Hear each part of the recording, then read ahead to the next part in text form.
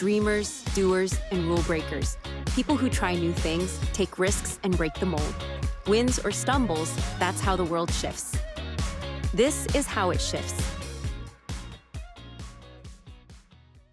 Welcome to another episode of How It Shifts. Today on the topic of the power of becoming.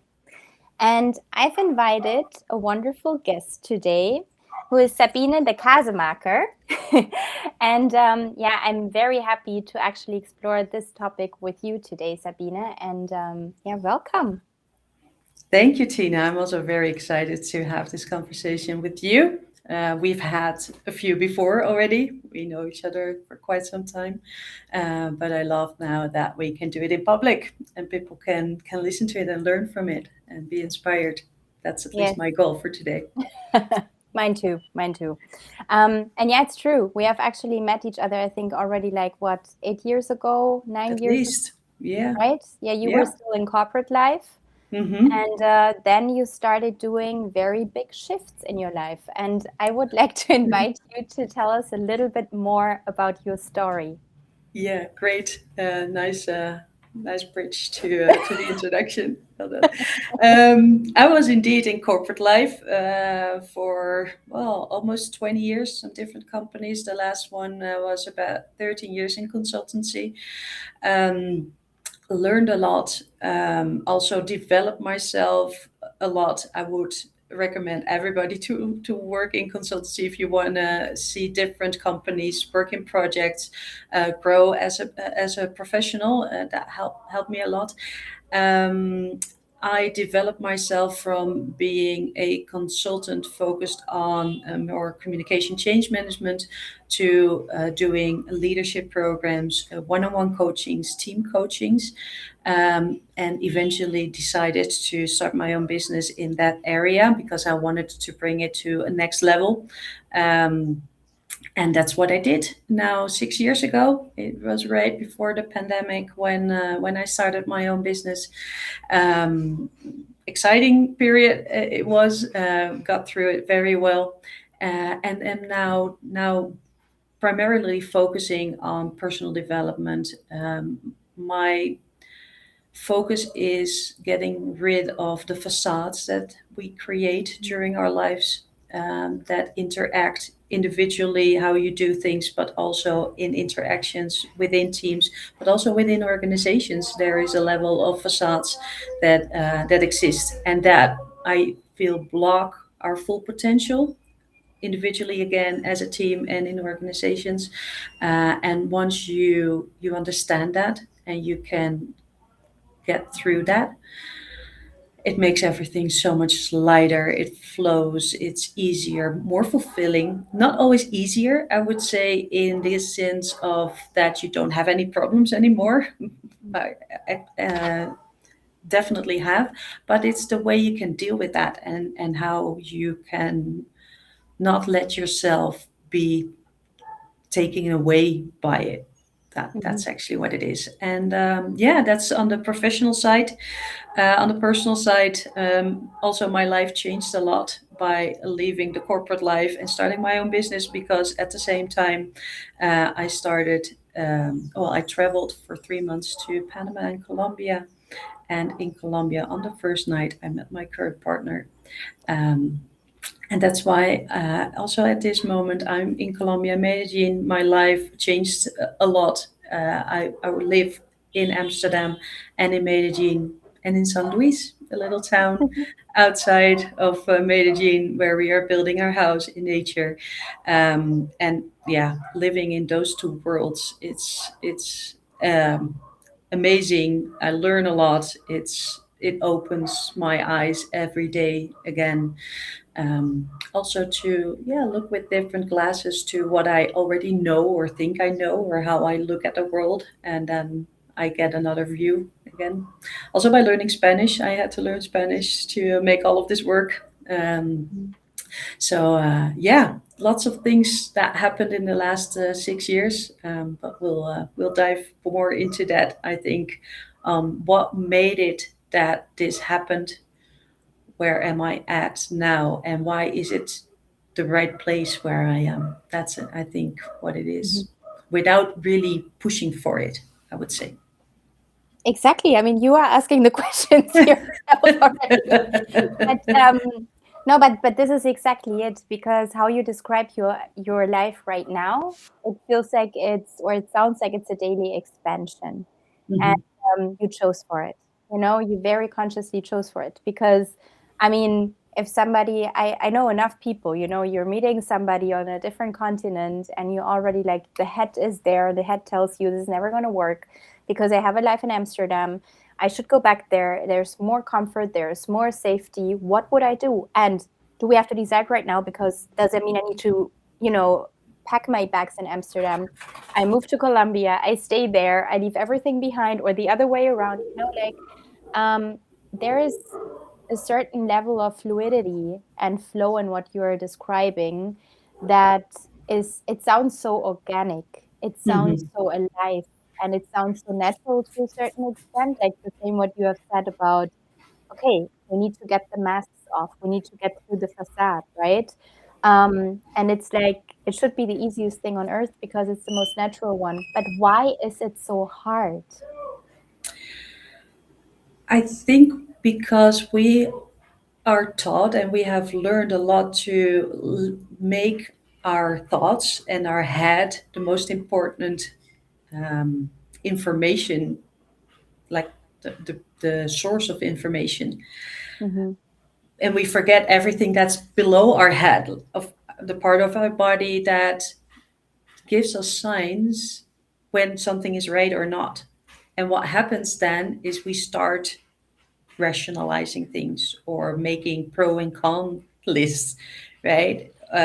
Or is this wise to do? Or what is it that I've learned? And I also understand what do I need to feel safe? And we usually have these survival mechanisms that make us think we're safe. Mm-hmm. But is that actually true? And are we aware of the influence of those norms, values, ideas, maybe also images that we want to keep up with? Also, for me, for example, I left a very successful position in corporate world. Mm-hmm. Why That's would I true. do that? Why would I do that? And still, I felt it is right. This is what I need to do. I was on a retreat in Morocco, and Mm-hmm. we went for on day, I think it was day two. We went for a silent walk, and 5 minutes in, I heard I should leave the company, and I'm already looking up like who's talking? Who's this wasn't really the why I came here. I just want to have a nice week with some yoga and and it was I should leave the company. Huh? And I wanted to start explaining or rationalizing also, and then I thought, but it's true. I really felt it was true. Yes, it was scary. Yes, I had my doubts, and still I thought, no, but I'm going to listen to the voice that feels there's more potential if I start doing this for myself, and I want to bring it further than I'm able to do within the company. So I think that what makes it so difficult is that we live very unaware. Like 95% of our behavior thoughts is from subconsciousness. And so, and what is the influence of that? What is it that I've learned? Right? And also listening to our body. And know your body knows it first usually. But are we connected to those feelings? What make gives me tick? Like what Mm-hmm. makes me excited? Or if I feel a cringe, what is it? What is that about? What information does that give me? And really sit with it and not, oh, it should go. Like, Mm-hmm. especially when it's uncomfortable. Usually, lots of people, I also still have that tendency, like, okay, now it's okay. Now we should continue. Now it should be over. Um, but really accepting that it's there and what message is in there. And what gave you safety when you made that decision to leave corporate life?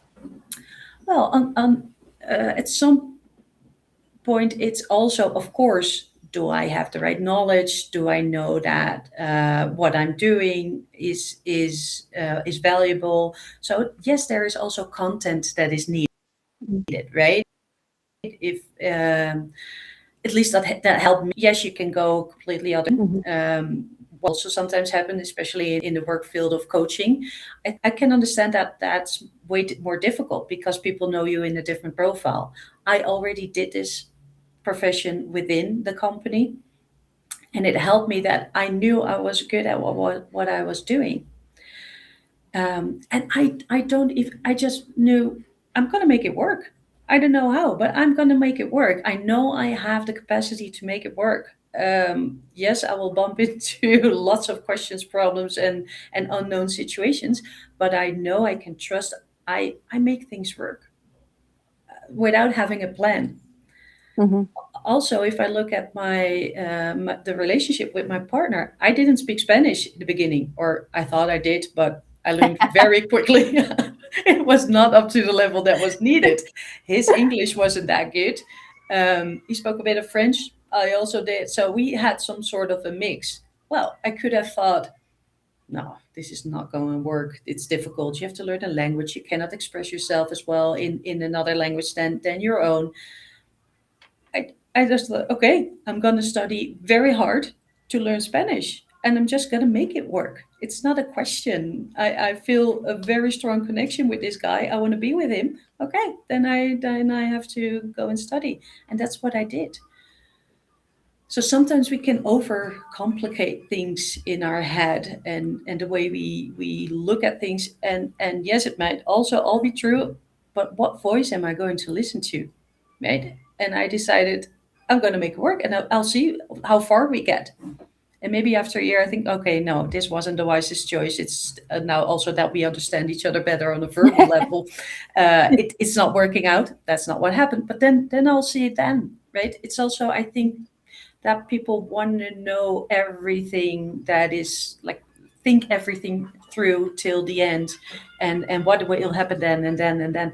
I don't know either, but I just go step by step and keep on moving, knowing that I'll make it work or I'll learn and then I'll redirect. Mm. But you decided very consciously you're gonna listen to your inner voice, right? Yes.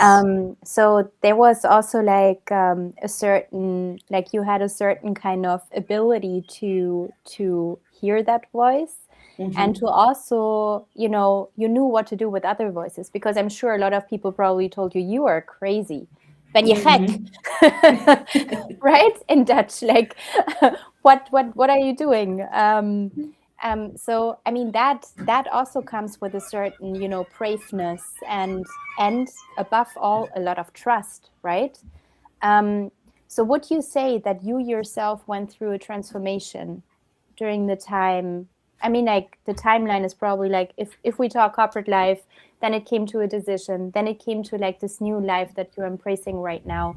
Was there a certain transformation going on? And if yes, like, how would you describe it? What is transformation for you? So the short answer is yes. It definitely did. The biggest transformation for me was connecting to myself more and making myself more important than opinions and ideas of others or expectations of others or what is normal to do, right? Also, if I look back at when I went to after college, when I went to study in the Netherlands, you have this system where you go or to university or there is a more practical study that you can do, the HBO, for our Dutch listeners. I did in college, I did the highest level, so I was able to go to university directly, and I didn't do that because I didn't see anything that was appealing, and I thought, no, I eventually chose facility management. Mm-hmm. Never worked really in that direction because in the end it wasn't my path.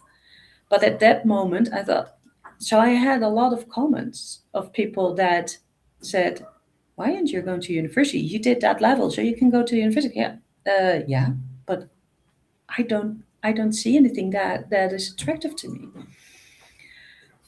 So I think the biggest shift in myself it was listening to what is it that I need and how I see life for myself.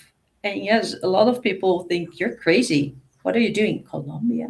Uh, that's not so. An aunt would be saying, "Well, you choose quite a country, right?" I have never felt unsafe.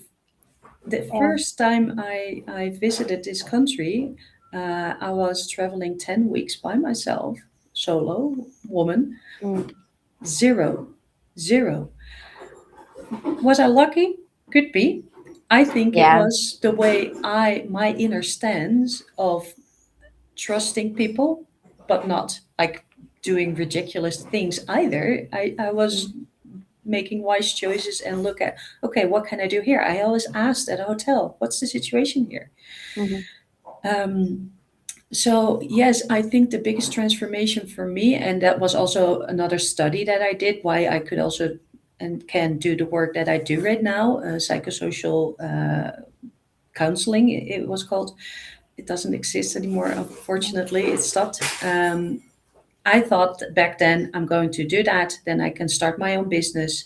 I can leave the company. In the end, I finished that study and I stayed working there for another 5 years, because those 4 years of study actually were 4 years of therapy. It Right. was really connect, because all the topics were focused on, okay, and how does that work for you? It was Mhm. 4 years of reflection Oh, and looking wow. at Okay. myself and what is it that I am doing in this area.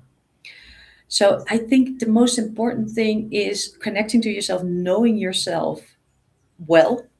Mhm. Still, there's things to learn. Also, for me, I'm not there yet. I don't know if there will be a point that I'm at 100%, but really checking in with myself. What am I doing? Who am I trying to satisfy here? Mm. And I think that was the biggest shift. And that's also why, when hearing that inner voice of I should leave the company, I could have thought, I have a very stable income. I have lots of freedom over there. There was no manager that was daily asking me, what are you doing? I arranged my own assignments. I grew a lot as well. I could do lots of trainings, also the one where we met, a Mhm. holacracy training that was arranged by my company. Mhm. Lots of perks. And still I decided, no, I'm going, I this inner voice of I should do this by myself was bigger. Mm.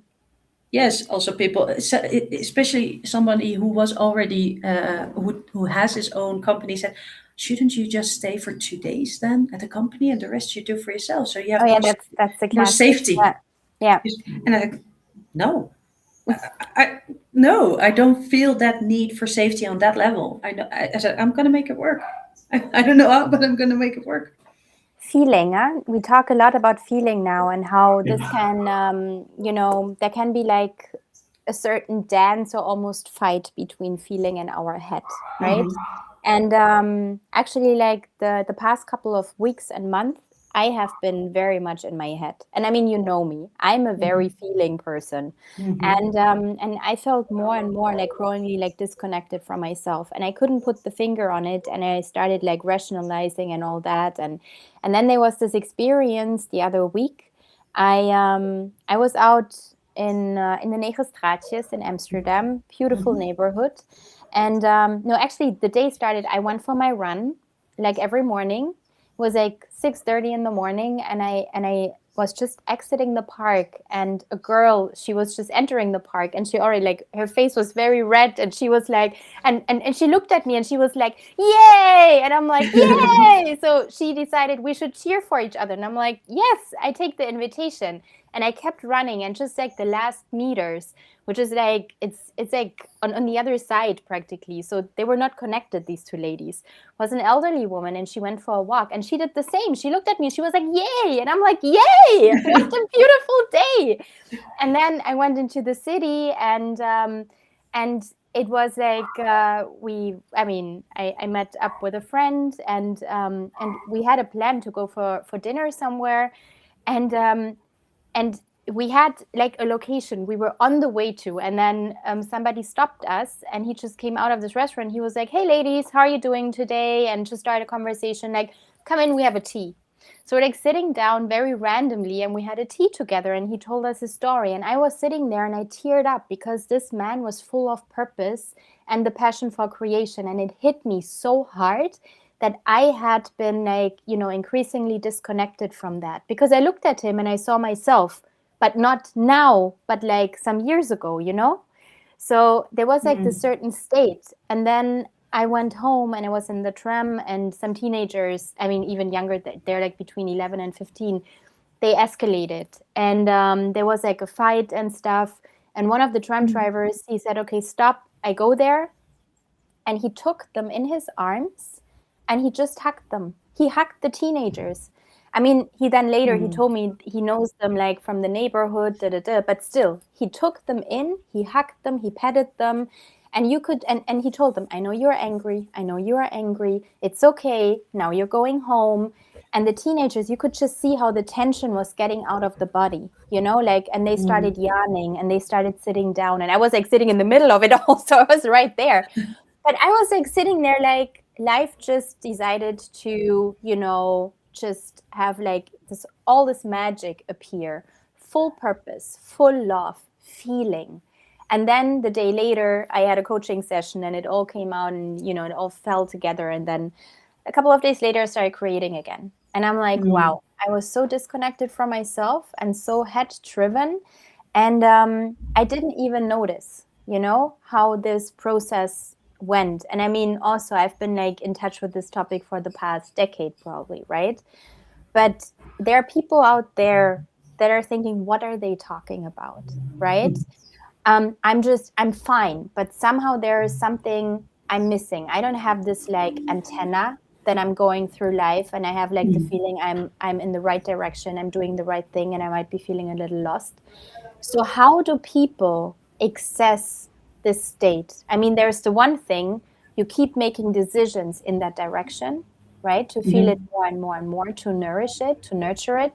But what are you doing with your coaches that come to you and say, I feel lost. I don't know what I'm doing. Yeah.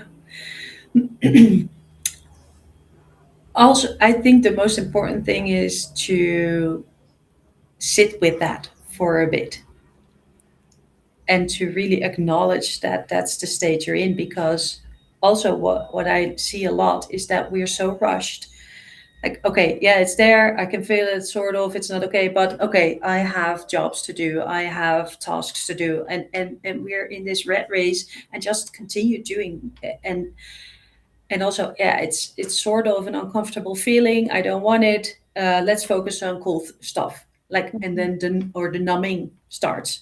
Phones, Netflix, whatever it is that people do. Also, excessive exercising is also can be numbing, right? Yeah. So start by stopping the things that you're doing and sit with, okay, this is where I'm at, and acknowledging that for yourself. And sometimes it's can be confronting, right? Because we also have a tendency to go away from uncomfortable feelings or emotions, right? And that comes back then also to what have we learned, because what happens a lot when, for example, children cry or are just in a bad mood, it's like, okay, now it's enough. Now it's enough. And then you give the message, okay, now I shouldn't feel that anymore. It's enough. There's a limit to it that I can.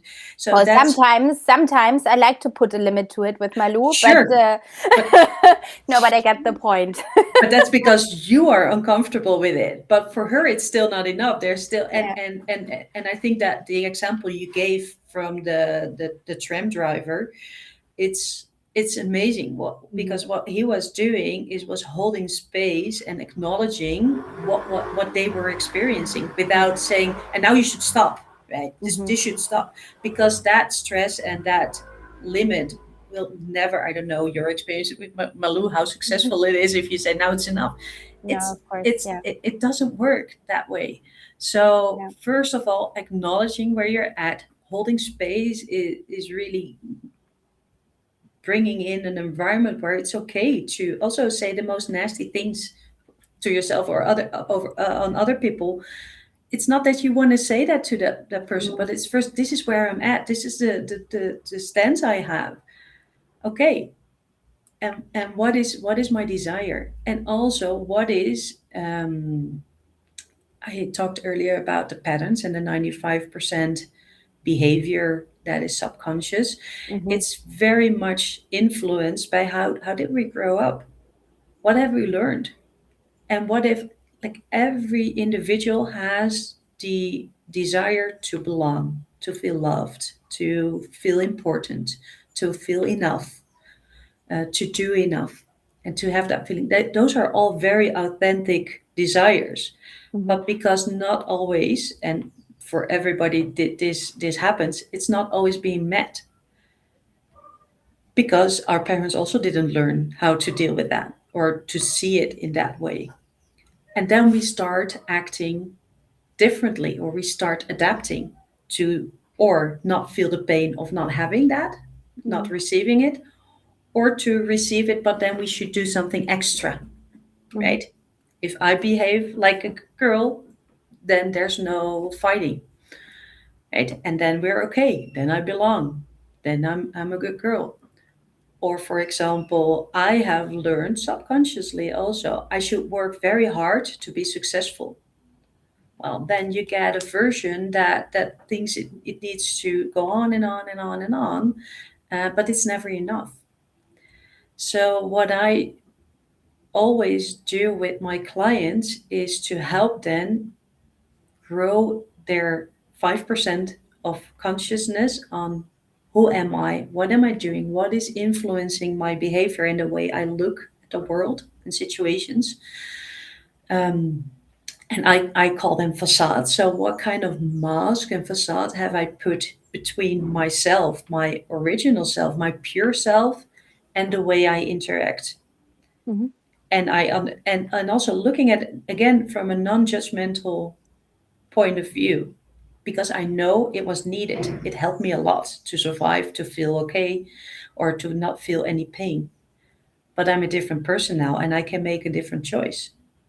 I can choose something else, knowing what kind of talents, values, vision, and qualities I have.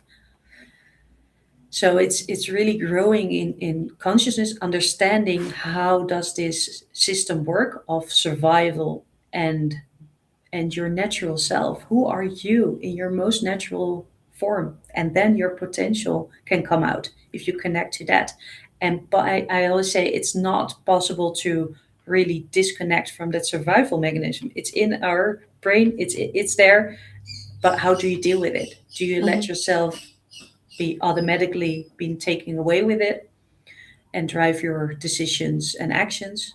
Or do I choose something differently? And that's leadership to me. Really taking control of yourself and the way you act and what it is that you want to create for yourself. And interact, right? Because that's where like the real leadership muscle is then being tested and practiced, right? In the interaction, in like all these relationships that we are holding and nurturing every day. Definitely. And because what I also see is that lots of people want to think things through. And think in Dutch we say you think it dead, right? You just it's like you keep on going and going to get your answers, but you get your answers by moving, by taking actions. And yes, sometimes it might be an action like, oh, this didn't get the result I wanted, but then you redirect. It's also letting go of perfection and trying to control. Exactly, the control and the perfection, the illusion of safety, right? Like whatever we are building in our mind that we think that makes sense. I would just like to dive a little deeper on this. You said, so you're working on the 5% with your clients, and there is like the 95% of what the subconscious is practically like, how the subconscious is guiding us. And we talked about needs. And we have these needs of belonging, being loved, acknowledged. And are these, so how much do you think these are needs are met in the relationship, and how much can these needs also be met just as the individual? Yeah, Do you very wonderful question, because we usually, or what happens if it's more a subconscious version, is that we try to seek it in the other person. So if you now at the end of this podcast said to me, that went very well, Sabine, and that's really what I need to also feel it went well, then I always say it's an unhealthy version, and it's like a hole in myself that cannot be filled by anybody else, right? But we try looking for it in the outside world. So if somebody gives me a compliment, I feel well. If not, I'm sort of feel it maybe, or I'm doubting, but I'm not sure. So that's, I always say, the better you know yourself, where you're coming from, and you know what are your talents, what you're doing is right, the less you need it from other people. And then still, yes, it can be wonderful to get a compliment, but then it's an addition to what you're already feeling, right? And I always, and it's sometimes a bit of extreme, but if I feel completely okay with whatever I'm doing and how I'm doing it, it doesn't even matter what you say. You can tell them it was rubbish. Okay, I thought it was a great conversation, right? It doesn't mean that it's always nice to hear, or you like to have those kind of messages from other people. But if you're really okay within yourself, then it doesn't. It would be the same if I would now say to you, Tina, you shouldn't wear blue. That blue shirt looks awful on you. And then you think, yeah, but this is not about me, because I'm not wearing blue, Sabine. What are you looking at? But what usually happens is that we make other people's views or opinions more important than ourselves. So yes, it's definitely first feeling and knowing who you are, what you're capable of. I also very well know what you shouldn't ask me for, or what I'm not good at, right? And I'm okay. And if you acknowledge that I'm not good, I don't feel less, or I feel uncertain or incapable. I know it's not it's not what is my strength. So that's fine. So if you know that for yourself, then it's also easier to interact with other people. And I also see that within the teams that I work with, it becomes easier to have conversations where we might not be on the same level, but I don't take it personally, because I know where I'm coming from, and what I'm good at and what not, and what is triggering me. And also, if you are triggering me, it's something for me, and it's not that you want to damage me, or you're bothering me, or you're here to make my life awful. No, I know I have something to look at, and from that position, we have a really different conversation than what is usually been done, giving people feedback trainings, learning them to follow a certain setup on how to have that conversation. But it's all focused on, you do something that I don't like, it's bothering me. I'm going to tell you what the behavior is, what the effect is on me, and I will give you some suggestions how to do it better next time. It's never going to work, because it's something that is inside of me that I have to look at, right? Yeah. And you cannot solve that. I mean, like what I've experienced also a lot of times in like feedback rounds is like the projection of own's perspective in the feedback 100%. you're receiving. And it's difficult, because if people are not, as you say, like, you know, in a way, like kind of grounded, at least in themselves, it can completely throw them off. So, and then I think there's like let's say two classical scenarios. In interpersonal relationship, let's say a romantic relationship, in a partnership, we have this, like a lot of times they are damaged, or not damaged, but there's like fights around, or even separation, because one of the partners doesn't feel seen. That's like one classic, I think. And in a professional relationship, we have often like that people don't feel acknowledged. So it, in the end of the day, it could come from like the similar need, right? And so if people are looking at that themselves individually and growing in that part and feeling like more, grounded in themselves, like just more stable, it in a way it increases like everything else, like the self-awareness. You're like talking to that person, but actually the need is decreasing. And maybe not completely, right? Because we still talk about relationships, Mhm. there's always two people to it, right? But like but you can do a lot to actually like serve that need yourself. That's what we're saying, right? That's it. That's it. Yeah. You can, the biggest task you have to do is to start giving you that yourself, that what it is that you're longing for in another person. Because again, that other person, with all the best intentions, with all the qualities and love that person has for you, it's impossible to fix it. To Mm-hmm. fix it, because it is inside of you. Because you can have, if I feel uncertain about myself, my partner can give me 100 compliments a day, 1,000. Mm-hmm. Tomorrow I will still need it again, Mm-hmm. because I don't feel it. And yes, we usually choose a partner that is triggering something, or filling up a hole, like a gap that we feel in ourselves, and hope we get it from that person. But it's an unreasonable task and responsibility that you're giving your partner, Or um, your employer, or or your your boss, or your colleague, right? Or your best friend. absolutely, in every kind of relationship this applies, definitely. And that's why I am against feedback training, because it steps over the fact of the projection that you were referring to, Mm-hmm. and again, the subconscious expectation that you are going to fix my life Mm-hmm. and the way I feel. It's just not And you possible. adapt your behavior for me, like, Yeah. and that Yeah. actually doesn't make any sense, because what we're No. doing is, if people are slightly disconnected and not living in authentic self kind of state, let's say, it moves them even further away, right? Yeah. Yeah, definitely. And again, then if I would give you the feedback and we have a good relationship, so you're willing to do something, it will never be up to the point that I will really feel that it is okay enough. Yeah. So it's so my message is stop doing that. And the answer lies in, okay, and what is triggering me here, and what is it that I have learned about myself, what is it that how I look at myself, and what is it that I need to start giving myself, and how to deal with it.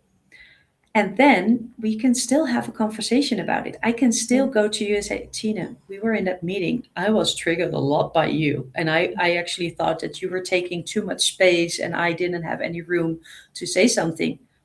But then I'm not going to say to you, and so can you please be a bit more quiet next time and give me some more space? No, the conversation is, I started reflecting, and I learned that I find it really difficult to step in, or to be seen in a group of 50 people, or whatever it is.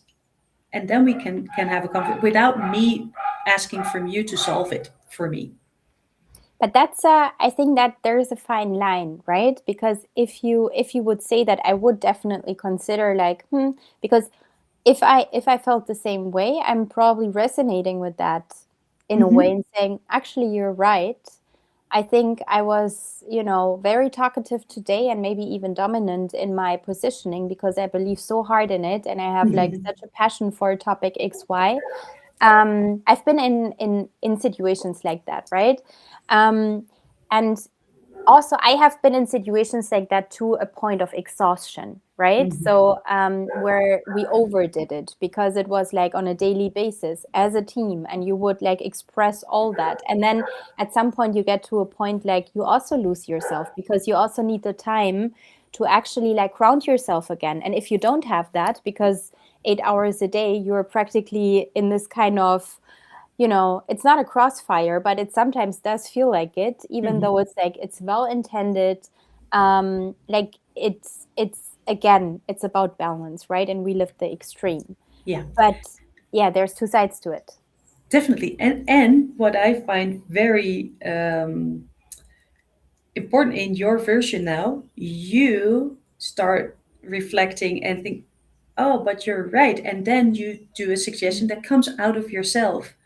And that's Yeah. way different than when I would do like a regular feedback setup and say, okay, can you next time please be less visible, less talkative? Please, I can Yeah. have some room. Now you just do it yourself. So we reach the same goal, but it comes from a different standpoint. Yeah, because it also stimulates growth in the other person, Yeah, right? Because if you yeah, reflect yourself and it's not this kind of top down, I'm telling you what you're doing wrong, but it's more that's like, it. okay, intrinsically I'm feeling what you're saying and there is something I need to unpack. We have a growth moment again for like an Yeah, increased awareness, which is increased leadership. yeah, definitely. Yeah, Yeah. wonderful summary. And because I am willing to look at myself, what usually happens is that the other person also softens or starts Mm. looking, okay, yeah, this is actually what happened on my side. Yeah, now I reflect on it. I was quite talkative there. But it lets go of the idea that I have control over you and what you Yes, do. yes, that exactly. You're like you're going for connection, Yeah, bef over anything else. And this kind of connection is just strengthening, which means the connection, because you start with the connection to yourself, yeah, and this is actually like impacting the connection you're having to other people. yeah. The connection and being vulnerable and also acknowledging, Yeah. okay, this is what happened with me.